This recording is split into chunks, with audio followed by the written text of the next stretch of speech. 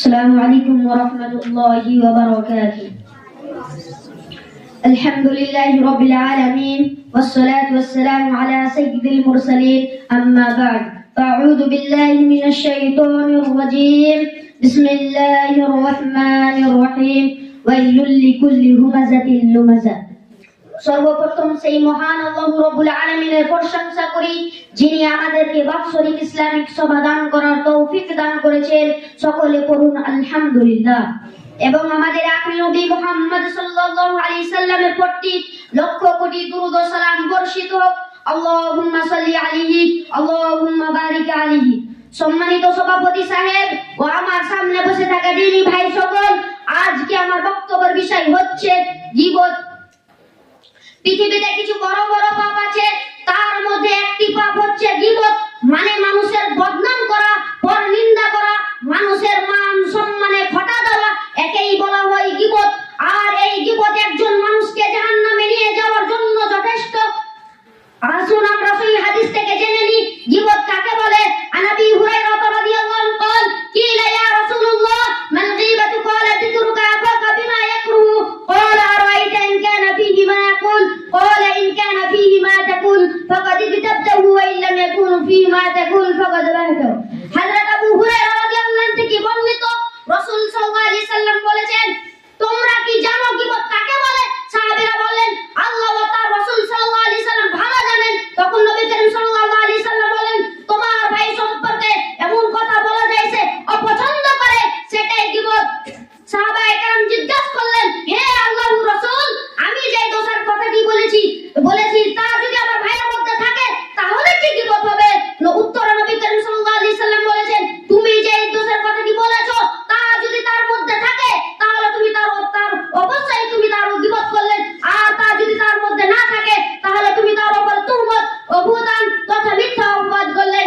আল্লাহ তাআলা সূরা হুমাযার 1 নম্বর আয়াতের মধ্যে বলেন, ওয়াইলুল লিকুল্লি হুমাযাতিল লুমাযা, ধ্বংস নিশ্চিত এমন ব্যক্তির জন্য যারা সামনাসামনি মানুষকে গালাগাল দেয় এবং পিছনে নিন্দা রটাতে অভ্যস্ত।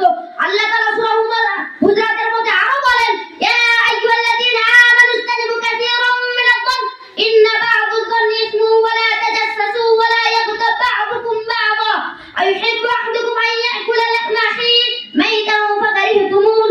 হে মুমিনগণ, তোমরা পাপের ধরনা হতে বিরত থাকো, কারণ কোনো ধরনা পাপ এবং তোমরা একে অপরের গোপনে বিষয় অনুসন্ধান করো না এবং পিছনে নিন্দা করো না। তোমাদের মধ্যে কেউ কি তার মৃত্যু ভাইয়ের গোশত-বক্ষণ করতে ভালোবাসবে? আসলে তোমরাও এটাকে ঘৃণা করো। আল্লাহ তাআলা গীবত করাকে নিজের মৃত্যু ভাইয়ের গোশত খাওয়ার মতো যখন খারাপের কাজ থেকে তুলনা করেছেন। ব্রাদার ইসলাম শুনুন, গীবত করা ও গীবত শোনা সমান অপরাধ। গীবত করা ও গীবত শোনা সমান অপরাধ। অনেকেই পরনিন্দাকে পাপ বা নিষিদ্ধ বলে মনে করে না। মনে রাখবেন, সুদ, মদ্যপান, জেনা, চুরি, ডাকাতি, ব্যভিচার ইত্যাদি থেকে মারাত্মক নিকৃষ্টতম কাবিরা গুনাহ হলো গীবত। কারণ অন্যান্য পাপ তওবা দ্বারা মাফ হয়, কিন্তু একজন গীবতকারীর পাপ শুধু তওবা দ্বারা মাফ হয় না। যে যার গীবত করা হয়েছে সেই ব্যক্তি যদি ক্ষমা করে তবে আল্লাহ মাফ করবে। জীবন ইচ্ছা মানুষের সঙ্গে জড়িত ও মহাপাপ।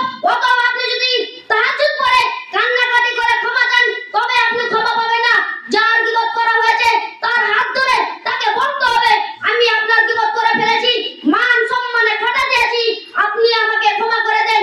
তার কাছে ক্ষমা চাইতে হবে, তবে আল্লাহ মাফ করবেন। মনে রাখবেন, একজন কাবিরা গুনাহ, একটি কাবিরা গুনাহ মানুষকে জাহান্নামে নিয়ে যাওয়ার জন্য যথেষ্ট। আল্লাহর রাসূল সাল্লাল্লাহু আলাইহি সাল্লাম কি বলেছেন শুনুন।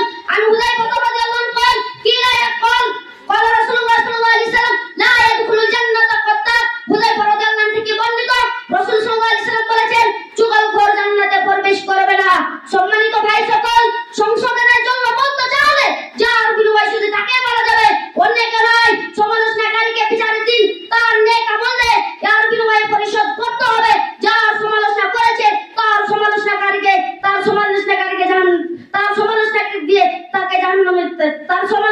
জাহান্নামে যেতে হবে। সেই আল্লাহর কাছে দোয়া করি, হে আল্লাহ,